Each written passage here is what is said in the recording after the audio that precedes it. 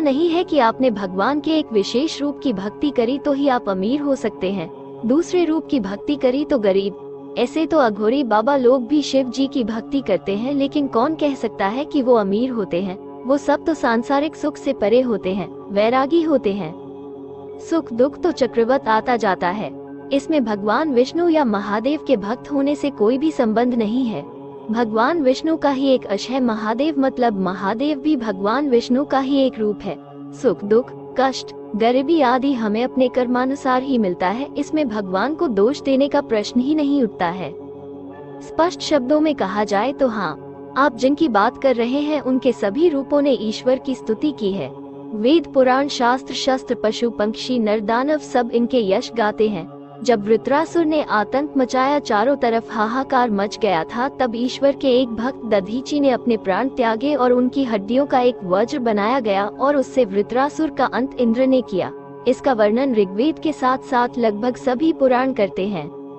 बाणासुर शिव का भक्त था, इसने अपनी रक्षा का वचन शिव से लिया हुआ था। इसने अधिक उत्पात मचाया, तब श्री कृष्ण से इसका सामना हुआ था और इसने महादेव का आह्वान किया और महादेव इसकी रक्षा के लिए आए। अगर बात विष्णु भगवान की करे तो विष्णु भगवान की भक्ति अधिक दुहक देती है, इसमें कोई दो राय नहीं है। ये अपने भक्त को सहर्ष स्वीकार नहीं करते, उसकी परीक्षा लेते हैं, जैसे प्रहलाद, सुदामा, सबरी, ध्रुव, राजा बलि आदि।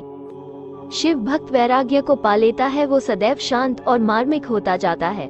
न कोई घबराहट, न बेचैनी, न किसी को पाने की इच्छा और न खोने की ग्लानि। शिव भक्त चिंता नहीं बल्कि चिंतन करने लगता है। दुहक हरने के कारण ही शिव को हर कहा जाता है। एक लोटा जल लेकर एक बेलपत्र लेकर मंदिर में पहुंचता है और अर्पण करने के पश्चात बैठ जाता है पंचाक्षर मंत्र का जाप करने। हर धनी तो नहीं बनाते, किंतु निर्धन भी नहीं रहने देते, परंतु ये आवश्यक है कि अपने आराध्य को ही पूजे। अगर आप विष्णु भक्त हैं तो विष्णु की ही भक्ति करें, क्योंकि कष्ट दुहक आदि के पश्चात भी भक्ति करनी चाहिए। विष्णु भगवान के भक्त महान बन जाते हैं।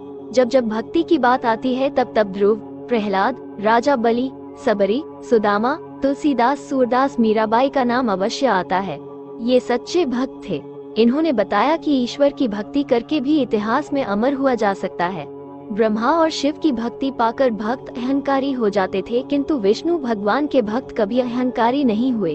विष्णु भगवान सर्वप्रथम अपने भक्त का अहंकार नष्ट करते हैं, क्योंकि उसकी परीक्षा ऐसे लेते हैं कि उसके पास अहंकार करने के लिए कुछ बचे ही नहीं, और अगर जब कुछ रहेगा ही नहीं तो फिर अहंकार किस बात का होगा।